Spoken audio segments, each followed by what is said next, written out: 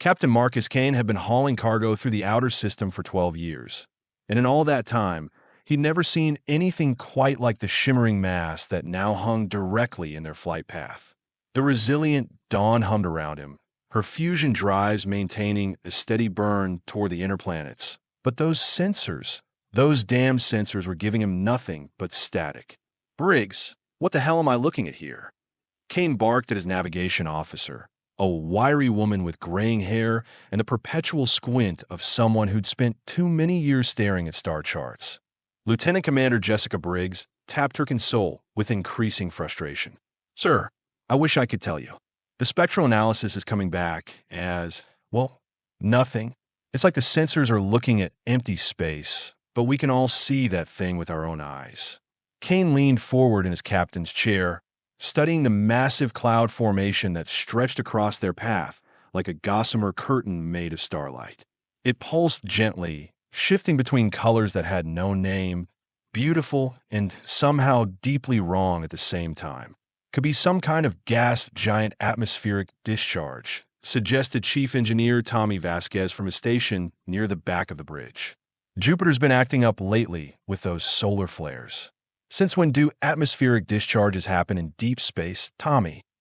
Kane's voice carried that particular brand of sarcasm he reserved for his most trusted crew members. "And since when do they look like that?"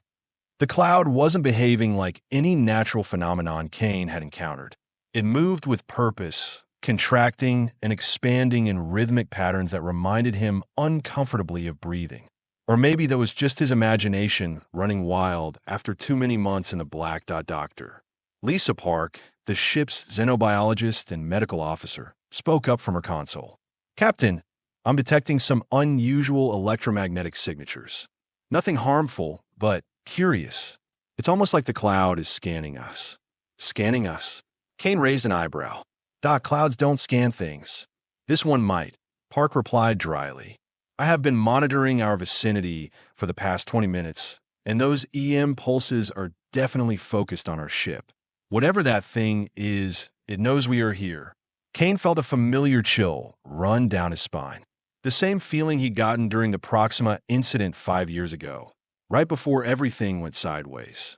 His instincts were telling him to change course, to take the long way around this anomaly and deliver their cargo of rare Earth minerals to Mars Station without any unnecessary complications. But the resilient Dawn was already 3 days behind schedule, and Kane's contract with Meridian Mining Corporation included some rather unforgiving penalty clauses for late delivery. They couldn't afford another detour. "How thick is it?" he asked Briggs. "Best estimate? Maybe 200 kilometers at the widest point. We could punch through in about 15 minutes at current velocity." Kane weighed his options.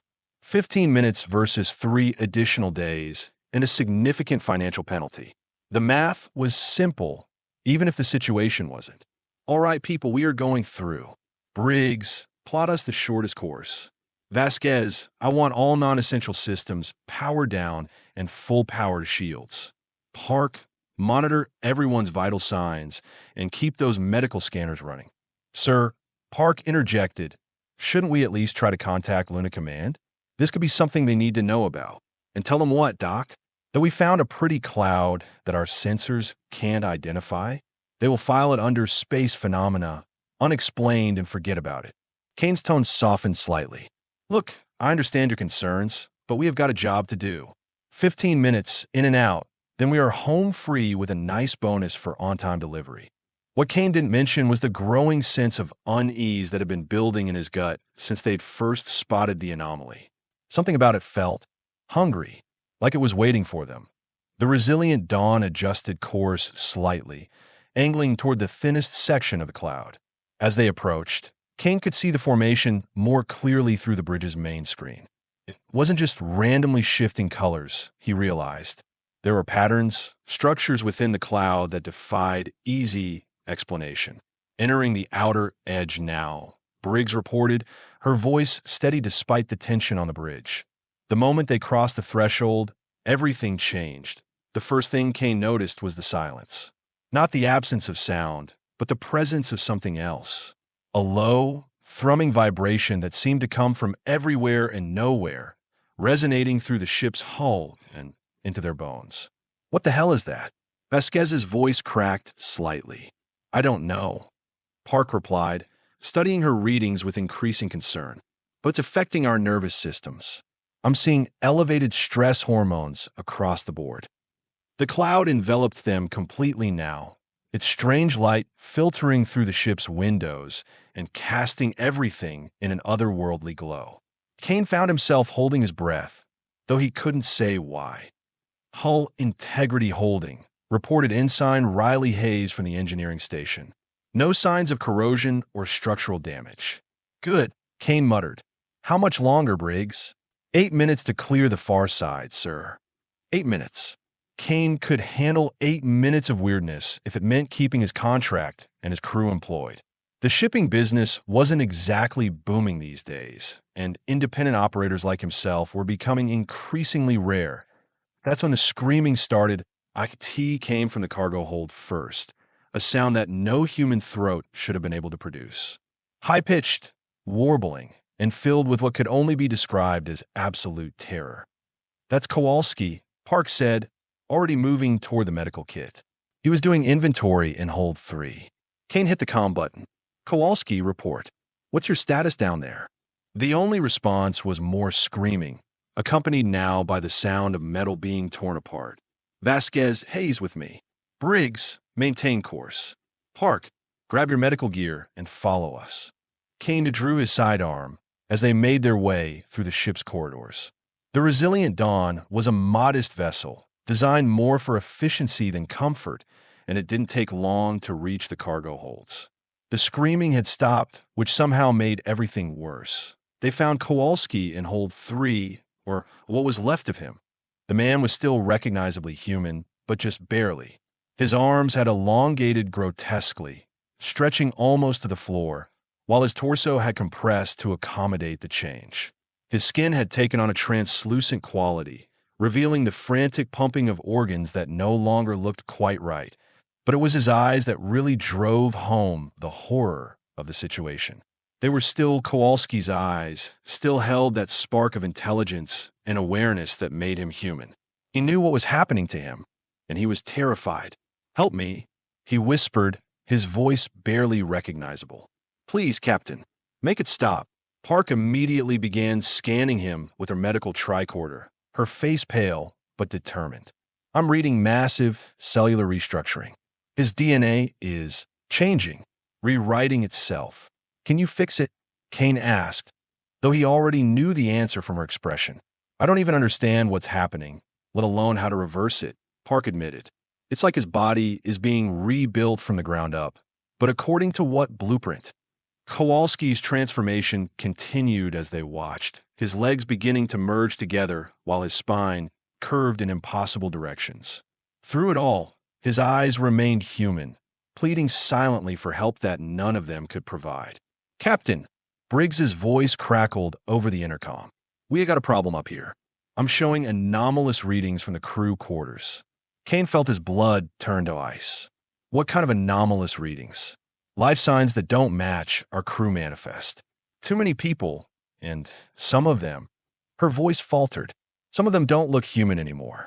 The ship's emergency lights flickered on, bathing everything in a hellish red glow. In the distance, Kane could hear more screaming, and worse, sounds that might have been laughter if they'd come from human throats. All right, people, new plan, Kane said, surprising himself with how steady his voice sounded. We get to the bridge, we get out of this cloud, and we figure out what the hell is happening to my crew. But even as he said it, Kane could feel something stirring in his own body. A tingling sensation that started in his fingertips and began working its way up his arms. Whatever was in this cloud, whatever was changing his people, wasn't done with them yet. And they still had 5 minutes before they clear the far side. The walk back to the bridge felt like a marathon. Every shadow seemed to hide something monstrous. Every sound made them jump. Vasquez was the first to show obvious signs of change, his skin taking on a grayish pallor while his eyes began to reflect light like an animal's. I can see better, he whispered in wonder. Everything's so clear now. The ship's infrastructure, the power conduits, I can see how it all connects. Park kept her scanner trained on him as they walked. His brain activity is off the charts. Sections that were dormant are lighting up like a Christmas tree. Is that good or bad? Hayes asked nervously. I honestly have no idea, Park replied. They reached the bridge to find Briggs hunched over a console, her fingers moving across the controls with inhuman speed and precision.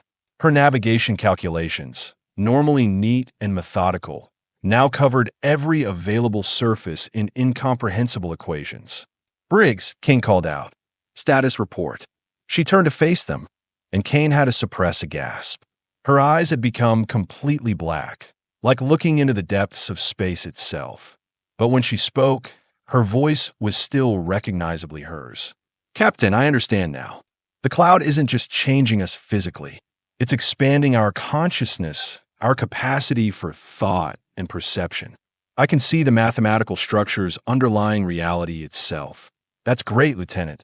But can you still fly the ship? Briggs smiled, an expression that looked wrong on her transformed features. Sir, I can fly this ship better than I ever imagined possible. We will be clear of the cloud in 3 minutes and 27 seconds. Kane nodded, though he wasn't sure if that was good news anymore. What would happen when they returned to normal space? What would they tell the authorities? More importantly, what were they becoming? The changes were accelerating now. Hayes had grown what looked like gills along his neck, though they didn't seem to serve any respiratory function. Park's hands had developed additional joints, giving her an almost spider-like dexterity as she worked her medical scanner. And Kane himself could feel his mind expanding, processing information at speeds that should have been impossible for human consciousness. He could sense the emotional states of his crew, feel the vibrations of the ship's hull, as if it were an extension of his own body. 1 minute to clear the cloud, Briggs announced. Kane looked around at his transformed crew, these people he'd worked with for years who were now becoming something entirely new. The question wasn't whether they could return to their old lives. The question was whether they'd want to. Because despite the horror of the transformation, despite the fear and uncertainty, Kane was beginning to realize something profound. They weren't becoming monsters. They were becoming more than human. And in a universe full of species that had dismissed humanity as primitive and insignificant, that might just be exactly what they needed. The cloud released them with a sensation like breaking through the surface of deep water. One moment they were surrounded by that impossible, shifting light, and the next they were back in normal space with the familiar stars shining coldly around them. But the resilient Dawn and her crew were no longer quite the same ship that had entered the cloud 15 minutes earlier. And as Kane looked at his transformed crew, he couldn't help but wonder, had they just experienced humanity's next evolutionary step, or had they stumbled into something far more dangerous? The answer, he suspected, would become clear soon enough. For now, they had a cargo delivery to complete and a story to tell that no one would ever believe. Unless, of course, the cloud wasn't the only one of its kind. 3 days later, the resilient Dawn docked at Mars Station Gamma 7, and Captain Marcus Kane couldn't shake the feeling that they were walking into a trap. The docking procedure had gone too smoothly. The station's traffic control had been too accommodating, and the complete absence of security checks felt wrong for a facility that usually treated independent cargo haulers like potential terrorists. Something's not right, Kane muttered as they walked through the station's main corridor. His enhanced senses picked up the subtle tremors in the deck plating, the way conversations stopped when they passed, the faint chemical signatures of fear and excitement in the recycled air. Doctor. Park nodded beside him, her newly articulated fingers twitching nervously. I'm reading elevated stress hormones from nearly everyone we pass. They know something's different about us. Transformation had stabilized during their journey from Jupiter, but none of them looked entirely human anymore. Kane's own changes were subtle but unmistakable. His reflexes had become impossibly fast. His vision could now detect electromagnetic spectrums that shouldn't exist, and his mind processed tactical information with the precision of a military supercomputer. Briggs had taken to wearing dark glasses to hide her star-field eyes, though it didn't help with the way she seemed to glide rather than walk. Vasquez looked almost normal until you noticed that his skin had developed a metallic sheen and he could interface directly with electronic systems by touch. Hayes had grown those gill-like structures along his neck, which apparently allowed him to process atmospheric data in real time. And poor Kowalski, well, Kowalski had been sedated and secured in the medical bay after his body had finished reshaping itself into something that defied classification. He was alive, conscious, and surprisingly articulate, but he definitely wasn't passing for human anytime soon. Captain Kane, a crisp voice cut through the station's background noise. Kane turned to see a woman in Meridian Mining Corporation uniform approaching, flanked by two security guards who were trying very hard to look casual while keeping their hands near their weapons. "I'm Director Amanda Cross," she said, extending a hand that Kane noticed was slightly trembling. "We need to talk." "About our cargo delivery?" Kane asked, shaking her hand and noting the way she flinched at his touch. "We are on schedule, despite some complications during transport." Cross's smile looked painted on. "Oh, the cargo's fine, Captain. It's the crew we are interested in." Kane felt his enhanced awareness kick into overdrive, cataloging exit routes, potential weapons, and the exact positions of every person within 50 meters. Beside him, he sensed his crew doing the same. Whatever humanity was becoming, it apparently came with significantly improved survival instincts. "Is there a problem, Director?" Kane's voice carried just enough edge to make the security guards shift nervously. "Not a problem, exactly," Cross replied, gesturing toward a side corridor. "More of an opportunity. If you'd follow me, please." They were led to a conference room deep in the station's administrative section, where Kane got his first real surprise since leaving the cloud. Sitting at the far end of a polished metal table was Admiral Sarah Morrison, head of Colonial Defense Command, and beside her, something that definitely wasn't human. The alien stood roughly 8 feet tall, with 4 arms arranged symmetrically around a torso that looked like it had been carved from black stone. Its head was elongated, featuring sensory organs that might have been eyes if eyes could see into dimensions that humans couldn't perceive. When it spoke, its voice carried harmonics that made Kane's teeth ache. "Captain Kane," Admiral Morrison said, rising from her chair. "Thank you for coming. This is Ambassador HFY SCI-FI of the Hegemony Council." Kane had heard of the Hegemony, of course, the galactic confederation that humanity had been trying to join for the past 50 years, with limited success. They considered humans to be a developing species with potential for future consideration, if they could prove their worth. So far, humanity's worth had been judged as somewhere between negligible and amusing.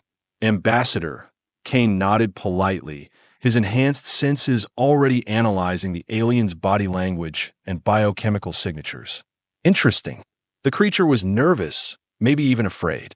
"Captain Kane," HFY SCI-FI replied, its translated voice carrying undertones of curiosity and concern. "We understand you and your crew encountered an anomalous phenomenon during your recent cargo run." "You could say that," Kane replied carefully, "though I'm curious how you knew about it." Admiral Morrison leaned forward. "Captain, what you encountered was what the Hegemony calls a catalyst cloud. They are extremely rare, and according to our records, always devastating to any species that encounters them." "Devastating how?" Dr. Park asked, her medical scanner discreetly active under the table, HFY-SCI's sensory organs focused on her with uncomfortable intensity. "Physical transformation, mental deterioration, eventual death within 72 hours. No species has ever survived contact with a catalyst cloud intact." Kane felt a cold smile spread across his face. "Well, Ambassador, I guess humans are just full of surprises." The silence that followed was broken by Director Cross, clearing her throat nervously. "Captain, the Hegemony has requested that you and your crew submit to extensive medical and psychological testing. For the good of interspecies relations, you understand." "Testing," Kane repeated flatly. "The kind where we go involuntary and come out in specimen jars." "Nothing like that," Admiral Morrison assured him quickly. "Standard procedures, completely non-invasive. The Hegemony is genuinely curious about how humans survived something that killed entire civilizations." Kane's enhanced perception caught the lie immediately. Morrison's heart rate had spiked, her pupils had dilated, and her body language screamed deception. Whatever they had planned, it definitely wasn't standard procedures. And if we refuse? Briggs asked, her voice carrying harmonics that made the room's electronics flicker. Anaska's alien features somehow managed to convey surprise. You would refuse the opportunity to serve galactic science? Ambassador, Kane said, standing slowly and noting how the security guards tensed. I think you are operating under a fundamental misunderstanding about human nature. We don't typically volunteer to be lab rats, even for causes as noble as galactic science. Captain Kane, Admiral Morrison's voice carried a warning tone. You are civilians, but you're also human citizens subject to colonial defense regulations. If necessary, what? Kane interrupted. You will what exactly? Arrest us? Court-martial us? Good luck with that. To demonstrate his point, Kane reached out and gently touched the conference table's metal surface. His enhanced nervous system interfaced directly with the station's computer network, and suddenly he had access to everything. Security protocols, communication logs, defensive systems, even the atmosphere controls. Fascinating, he murmured, scrolling through classified files with his mind. According to these records, the Hegemony has been planning to dissect any human survivors of catalyst cloud exposure. Something about studying adaptive mutation potential for military applications. The room erupted in chaos. The security guards went for their weapons. Admiral Morrison started shouting orders, and HFY SCI-FI made a sound like tearing metal that probably meant something very unpleasant in its native language. But Kane's crew was already moving. Briggs gestured at the room's lighting system, and every photon in the space suddenly obeyed her will, creating a blinding strobe effect that left their attackers disoriented. Vasquez pressed his palm against the wall and sent a feedback pulse through the station's electrical grid that disabled every weapon in the room. Hayes somehow analyzed the atmospheric composition and released a localized sedative compound through his modified respiratory system. Dr. Park simply smiled and activated a medical override that made everyone except Kane's crew suddenly very, very sleepy. In less than 30 seconds, they were the only ones left conscious in the room. Well, Kane said conversationally, that was educational. Doc, how long do we have? Maybe 20 minutes before station security realizes something's wrong. Park replied, studying her readings. The sedative won't work on the alien physiology much longer. Kane nodded and turned his attention back to the station's computer network. With his enhanced capabilities, hacking their way out would be simple enough, but he was beginning to think bigger. Briggs, can you plot us a course back to Earth? Highest possible speed. Already done, Captain. But why Earth? They will be expecting us there. Kane grinned, and for the first time since the transformation, it felt completely natural. Because, my dear Lieutenant, I think it's time humanity had a serious conversation with the Hegemony Council. And we're going to need backup. They made their way back to the resilient Dawn without incident, Kane's network access ensuring that security cameras saw nothing unusual and that all the blast doors along their route happened to malfunction at convenient moments. The beauty of their new abilities wasn't just individual enhancement, Kane realized, but the way they worked together as a seamlessly integrated unit. As they prepared for departure, Kane sent a coded message to every independent cargo hauler, mining operation, and colonial settlement in the outer system. The message was simple. Humanity has evolved. The galaxy needs to know. The resilient Dawn cleared Mars Station's docking bay and engaged its fusion drives, heading for Earth at maximum acceleration. Behind them, Kane could sense the growing panic on the station as Admiral Morrison and her alien guests realized they'd been outmaneuvered by a simple cargo crew. Captain, Vasquez called from the engineering station. I'm reading pursuit ships launching from the station. Let them come, Kane replied calmly. Briggs, show them what our new capabilities can do. What followed was less a chase than a demonstration. The resilient Dawn danced through space with impossible grace, performing maneuvers that should have turned her crew into paste, but somehow didn't. Briggs flew the ship like it was an extension of her own body, while Vasquez optimized the engines beyond their theoretical limits. The pursuit ships fell behind within minutes, their pilots unable to match the intuitive coordination between human and machine that Kane's crew had achieved. 3 days later, they entered Earth's solar system to find themselves expected. "This is Earth Defense Command," came the transmission. "Resilient Dawn, you are ordered to heave for inspection and quarantine." Kane smiled as he opened the communication channel. "Earth Defense, this is Captain Kane. We are coming home, and we are bringing friends." On cue, sensors across the solar system began detecting the massive fleet that had been following them since Mars. Not human ships, but vessels belonging to the dozen other species that had been tested by catalyst clouds over the past millennium. Species that had been thought extinct, but had actually survived and evolved in the deep spaces between stars. The Zathrani, whose encounter with a cloud had given them the ability to manipulate gravity itself. The Korvash, who could now exist in multiple dimensions simultaneously. The Yelani, who had become living computers capable of processing entire star systems worth of data. All of them had been hiding, waiting, growing stronger. And now, thanks to humanity's typical refusal to accept the impossible, they had finally found each other. Kane opened a broadcast channel that reached every human settlement in the solar system. "People of Earth, this is Captain Marcus Kane of the cargo vessel Resilient Dawn. We have just returned from a journey that has shown us humanity's true potential. We are not alone in the universe, and we are definitely not the primitive species that others believe us to be." He paused, looking around at his transformed crew, at the impossible beings they had become, while somehow remaining fundamentally human. "The Hegemony Council considers us a developing species suitable for study and eventual exploitation. They are wrong. We have evolved beyond their understanding, and we're not going back to being anyone's lab specimens or junior partners." On screens across Earth, humans watched as the alien fleet took positions around their world. Not threatening, but protective. A shield of evolved species standing between humanity and those who would see them as nothing more than interesting specimens. "Today marks the beginning of a new chapter in human history," Kane continued. "We have been tested by forces beyond our comprehension and emerged stronger than ever.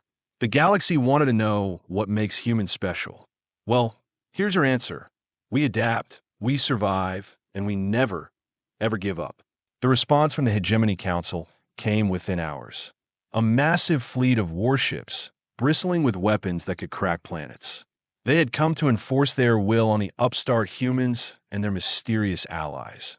What they found instead was humanity's answer to the question of whether Earth's children were ready to take their place among the stars. The battle, when it came, lasted exactly 17 minutes. When it was over, Kane stood on the bridge of the Resilient Dawn, watching as the remnants of the Hegemony fleet limped away into deep space. Around Earth, the alliance of evolved species had proven that sometimes the galaxy's outcasts and rejects could become its greatest strength. "So, Captain," Dr. Park said, her enhanced features showing a mix of wonder and exhaustion, "what happens now?" Kane smiled, feeling the vast network of consciousness that connected not just his crew, but every evolved human who had been touched by the strange forces they'd encountered. Across the solar system, he could sense others like them, people who had been changed by their contact with the unknown and had become something greater than the sum of their parts. "Now, Doc, we get back to work. We have got a galaxy to explore, and I have a feeling we're going to find a lot more surprises out there." He looked out at the stars, no longer cold and distant, but warm with the promise of infinite possibility. Humanity had been tested and found worthy, not by the standards of others, but by their own refusal to accept limitations. The universe had wanted to know what made humans special. The answer, as it turned out, was simple. Humans were special because they never stopped becoming more than they were. And in a galaxy full of species that had forgotten how to grow, how to change, how to dream of something greater than themselves, that made all the difference. The Resilient Dawn set course for the outer rim, where ancient signals suggested other clouds waited among the stars. Kane had a feeling their real journey was just beginning. After all, the universe was a big place and humanity had a lot of evolving left to do.